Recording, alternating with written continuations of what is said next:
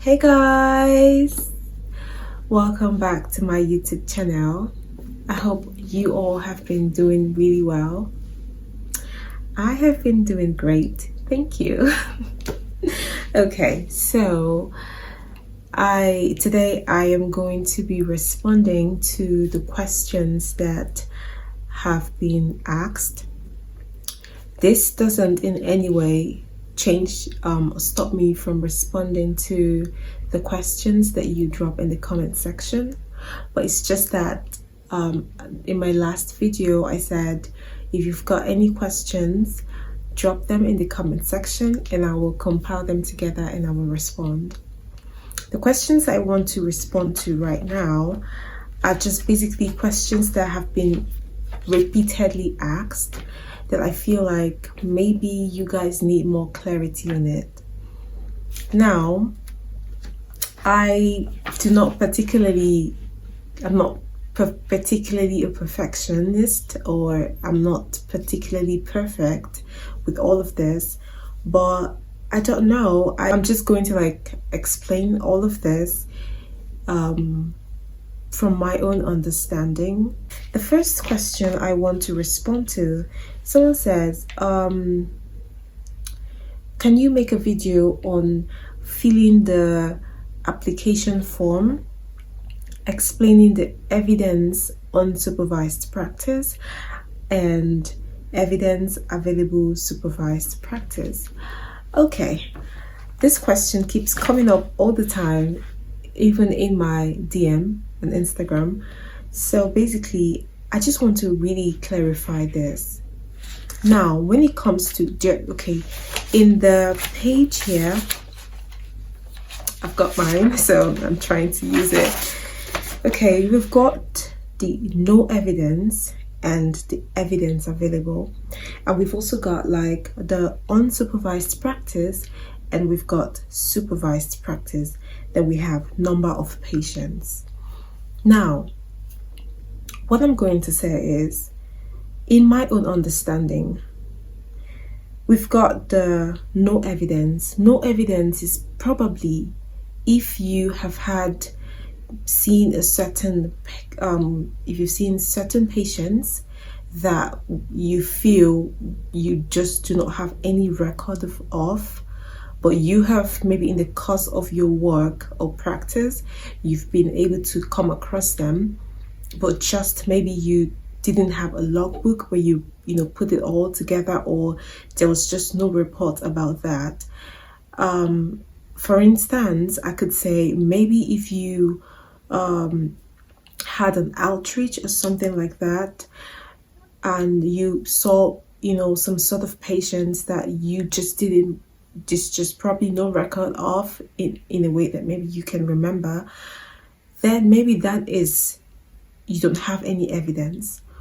But then let's say it was an outreach from work, and you went with your supervisor, or you went with your there's always going to be someone who is in charge, someone who has to you have to report back to. Yeah, that person, then you can put no evidence, but then it will be okay for the board or for whoever is going through your application to inquire from them. That is, if they will, to inquire from them. Maybe at that point you could just say no evidence and leave it at that. But if at any point in time during the interview they ask you, based on, oh, you said no evidence, so how can you prove that you did that? Then maybe you can tell them, oh yeah, you went with I went with the senior optometrist at the time, and yes, if they say can I get the contact or the number or whatever way, however it is to get across to them, then by all means you could just give it to them. That is no evidence. But if you feel that you've got an evidence to proof that you saw this patient or you handled this certain case, then you could just put evidence, but you don't have to submit anything until they ask you for it. So basically, you're just filling the form, and this form is what is going to be used to ask you questions during the interview, if that makes sense. Now, for instance, you have filled this form and you've submitted it, and you said no, and you said you've got evidence to prove a certain number of patients that you saw, and they say, for instance, during the interview, okay, you said you have an evidence to prove this, can we see that? And at the time, you probably, and that should mean that probably you do have a logbook, a report card, or you can have access to a certain report, or record, whatever, at work that you can get and show. Do you understand? So basically, you don't have to really be so worried about, what you need to submit together with your, as an evidence, or if you say no evidence, what are they going, how are they going to, how are they going to be able to prove that for you? You don't have to worry about all of that. I would literally always say, just fill this form as sincere as you can, because at the end of the day, you are an optometrist, and whichever way, you must have had some experiences, be whether it's an internship or doing your service year, or you've got work or anything. You have something, because basically you cannot even be applying for the pre-reg when you do not have any like experiences whatsoever, if that makes sense. So I'm just going to say, don't worry about whatever you have to submit, but I'm going to say, be conscious about what you are feeling. For instance, if you say that, let's use this example in communication, obtains relevant history and information relating to general health, medication, family history, work, lifestyle, and personal requirements. And then you said that you do not have any evidence. No evidence. You ticked no evidence. There is no problem. There's really no problem. If you feel you do not have any evidence in terms of logbook or any record whatsoever, there is no problem. Just tick it. But if they ask you any questions regarding that, make sure you know that. Make sure you're able to, explain what you have done, and also you have someone that can attest to the fact that you did that, just in case they say, do you have a contact, or do you have someone that we can get across to just something like that, maybe at work or something like that. Then of course you are certainly going to have to maybe drop the contact of maybe a senior optometrist, and just basically there's always going to be someone to get in touch with. If you have said you've got evidence, there's no problem. If they say submit the evidence, you just get your logbook, scan it to them, or send it to them. But I am pretty sure that it wouldn't really get to that point. It's just really fill the form. If you respond clearly during the interview, trust me, I don't think they're going to really need all of that. I'm just saying. Now, the second one is the unsupervised practice and the supervised practice. When we talk about unsupervised practice, it means that you saw a certain patient, or you handled a certain case all by yourself. Like if, for instance, you took the case history and you didn't have to report to anyone, in my own understanding, this is just you literally taking the decision or handling the patient from start to finish, and you didn't have to report to anyone, or you didn't have anyone always coming to check up on you or check on your work to be sure if it's accurate or something like that. Then it is unsupervised. You took the decision, you saw the patient, you handled everything all by yourself. But if it's supervised practice, then it is you working under the supervision of a senior optometrist. Whatever it is, if you saw a patient, then after you have seen the patient, or you had seen the patient, the senior optometrist will come back and recheck your work, and see that, oh, everything is in order. If you made any mistakes, if there's any corrections that needs to be made, then that's what the senior optometrist would do. Then if that was the case, then it is called supervised practice. If, for instance, you had this supervised practice, and you saw 200 patients, then that's all you have to tick. It's either, now there are two options. It's either you tick, for a particular case, it's either you tick supervised practice, or you tick that it was unsupervised. It's just basically as simple as that. This particular case, did you have anyone that you had to recheck your work?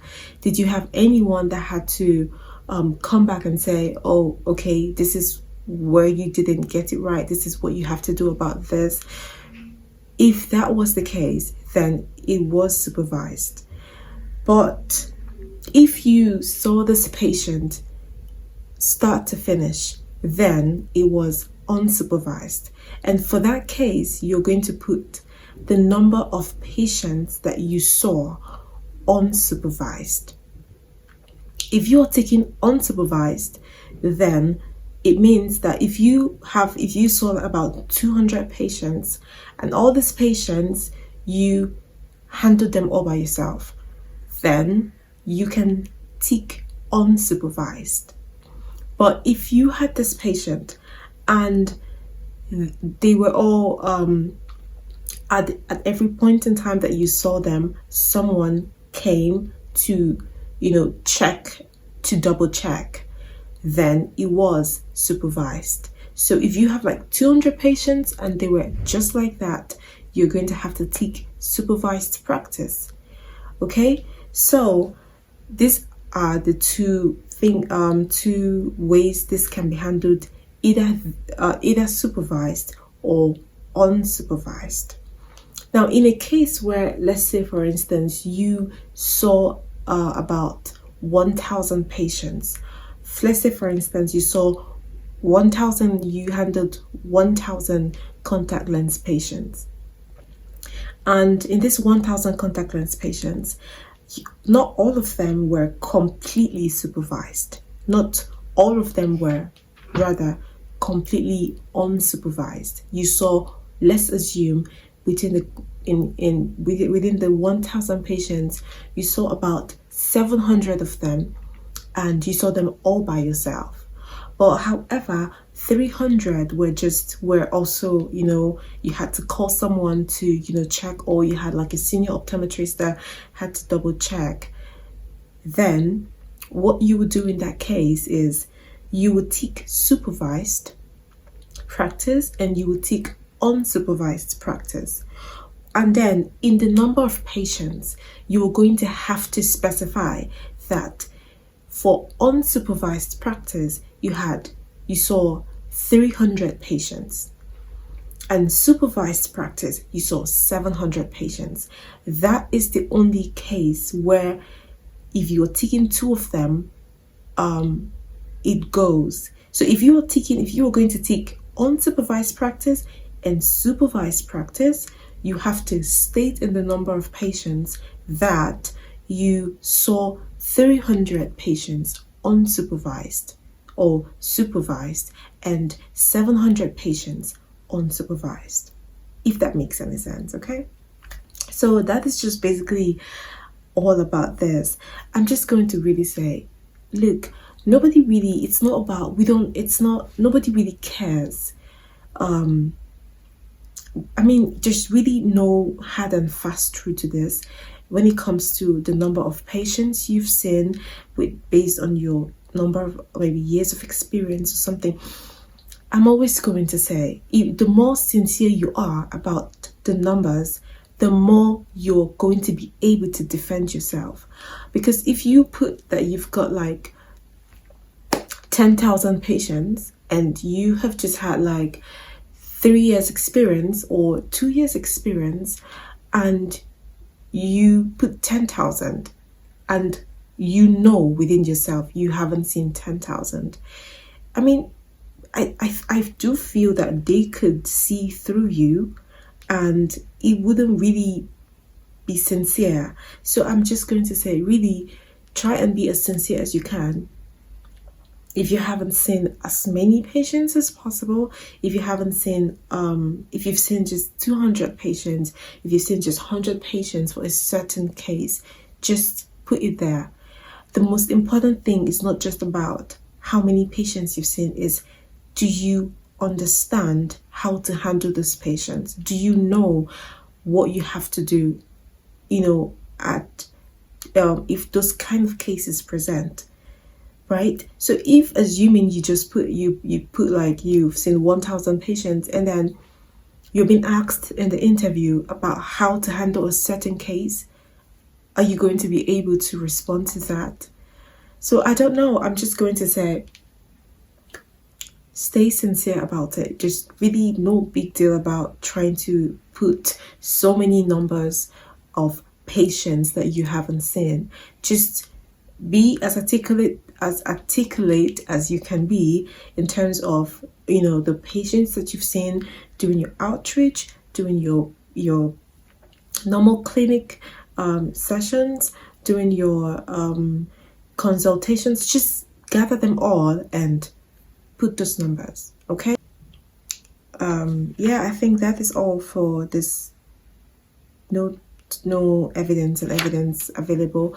If you've got any more questions regarding this, please still put it in the comment section and I will look at it and get to you as well. Okay, so the second question is, how long is the pre-reg phase and what happens after? Basically, your visa, tier 5 visa, covers is just for 2 years.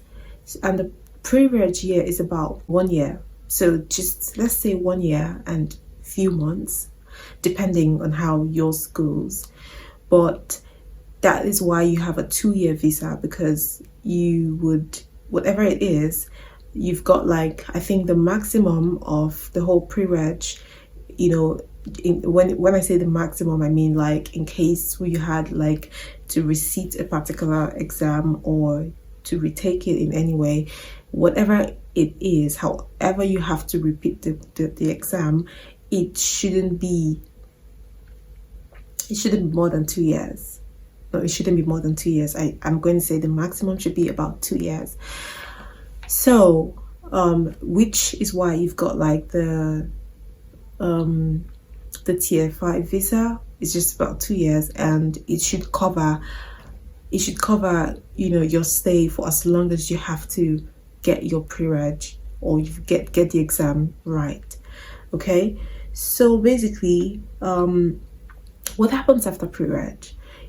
I think people do not understand that the pre-reg is just like a process to get your license. I'm just going to say, once you're done with the interview and you've been given the go ahead to the scheme of registration, it's like an internship phase where you've got to like but you are going to be working in an eye clinic, okay, where you're going to be seeing patients. Just like your internship, you're going to be seeing patients, you're going to be doing all that you have to do to, get through the internship, get all the knowledge about how optometry is being practiced in the UK. And in the process, you're going to be assessed. So that's why you have the stage 1, the stage 2, and the final OSCEs. So within this 1 year, that is what you're going to be doing, but you are going to be working in an eye clinic. Okay, so within the whole year. It's just more like you're going to be studying, you're going to be, working hard, you're going to be assessed at every point in time, and you have to get through all the stages and eventually do the final exam, which is the final OSCE. Just like you have Viva, okay, you do the final OSCEs, and if you pass it, you get your license, and then you can become that fully licensed optometrist to practice in the UK.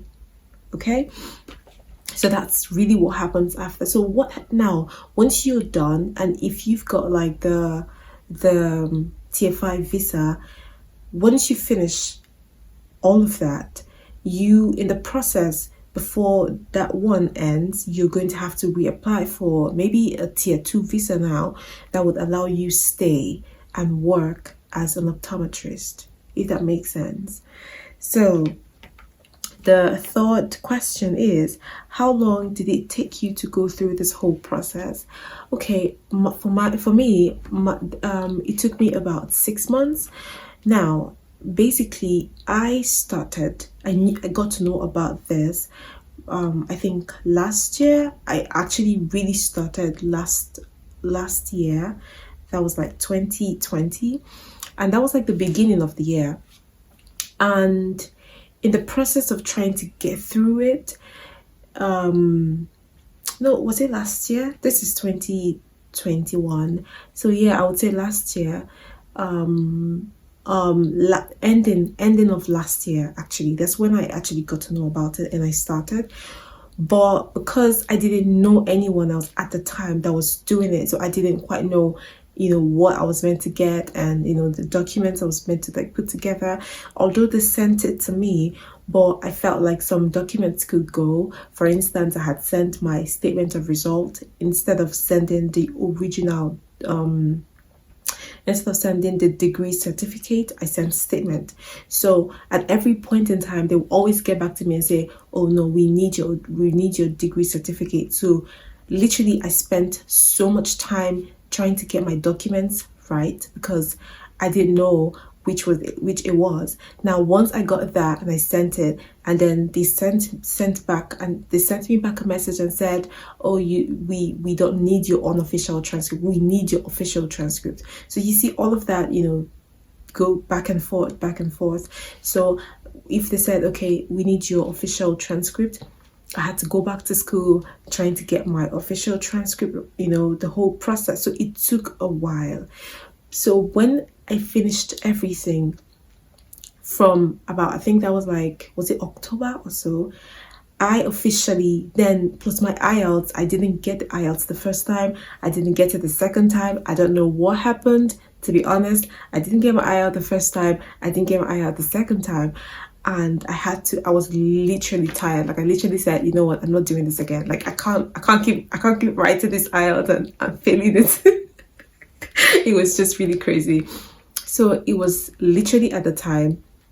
So I wrote my IELTS like 3 times actually. So it was like when I read the 3rd time that I finally got it.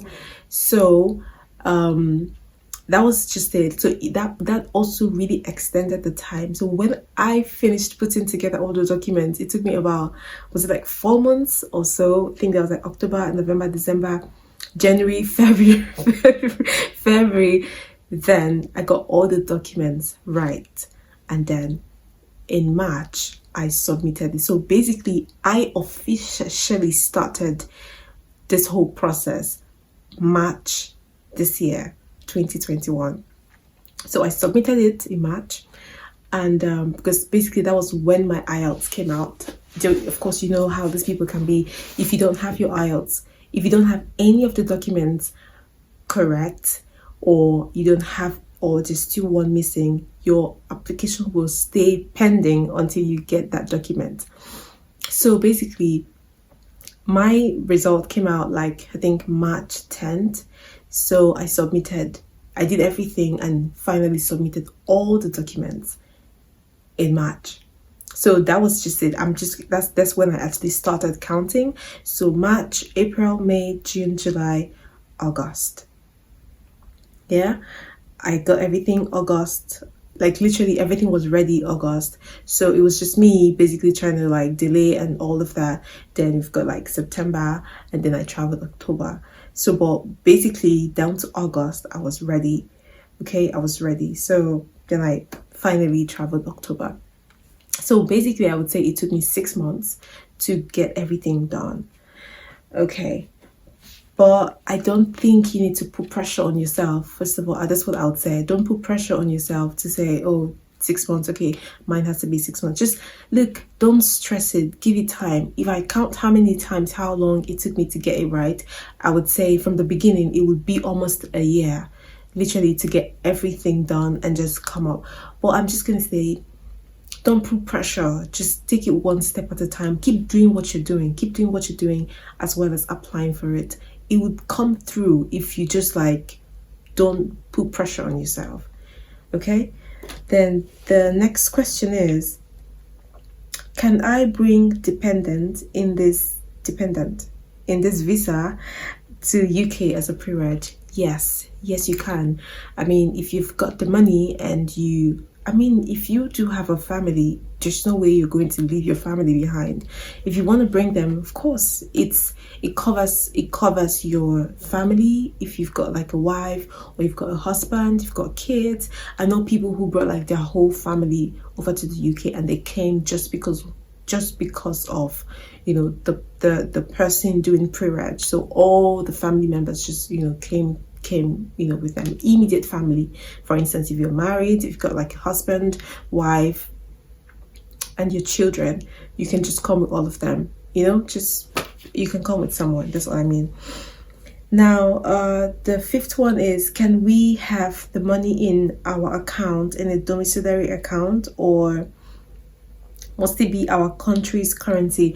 Okay, about the £1,260 that has to be in your account for about 28 days. I'm going to say it has to, first of all, it has to be in your country's currency. So if you're Nigerian, it has to be in Naira. If you're Indian, it has to be in your own currency. And I would say put it in the account that is active, because if your DOM account is not as active as your normal account, there won't be any need for it to be there.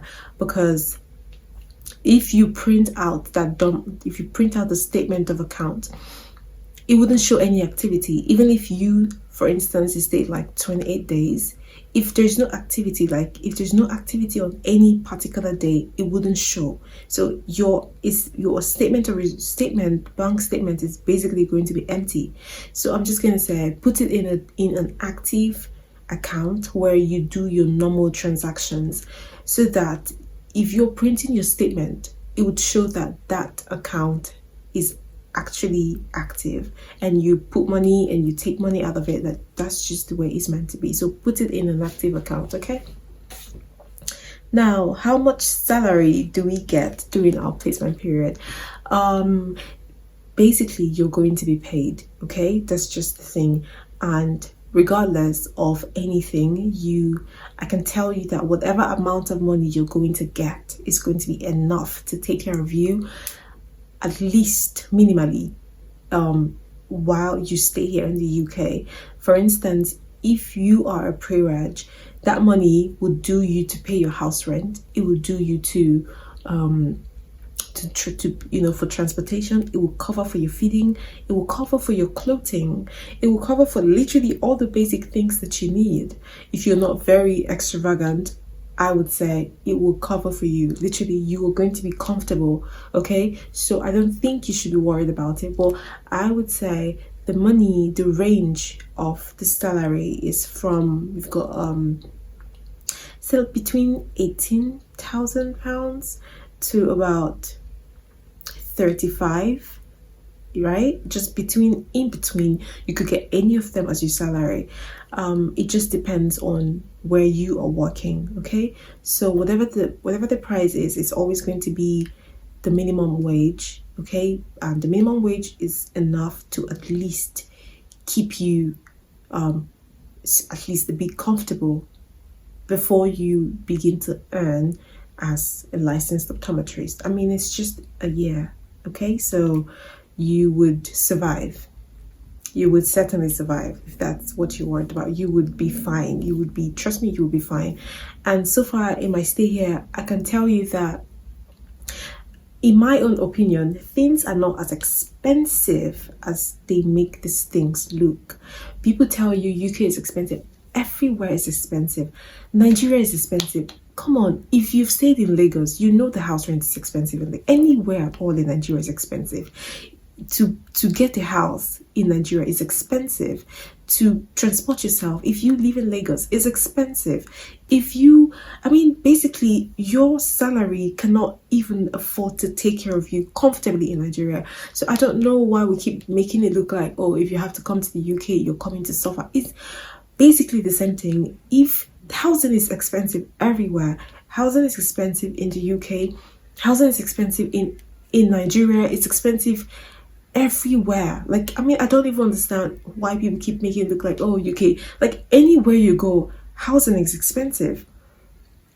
I don't know, because I really don't like when people just make conclusions. If you've not stayed in the UK, or maybe you've stayed in the UK, you think I don't know what you're doing, I don't even know what work anyone is doing, and just like have this, single story. They just make it up and say, oh, UK is expensive and this and that. Of course, a country that tries to maintain cleanliness and tries to keep everything adequate with the systems working, and you want to be there, you're going to have to pay, because they pay to put the country in order. Which would you prefer? To be in a country where the system doesn't work but you still get to pay your ass out, or to be in a place where the system works, and if you do your job, you're going to have what you need? Okay, the next question is placement easily available for pre-reg? Yes, it is. Trust me, if you get the go-ahead after your interview to go for pre-reg, you are not going to be stranded. I can assure you on that. You will not be stranded, because pre-reg is a thing. It's actually a real thing in the UK. And if you have been accepted by the GOC to go ahead for pre-reg, you will not look for where to work, because the UK is big. There's so many places where you can work. There's just so many places you can work.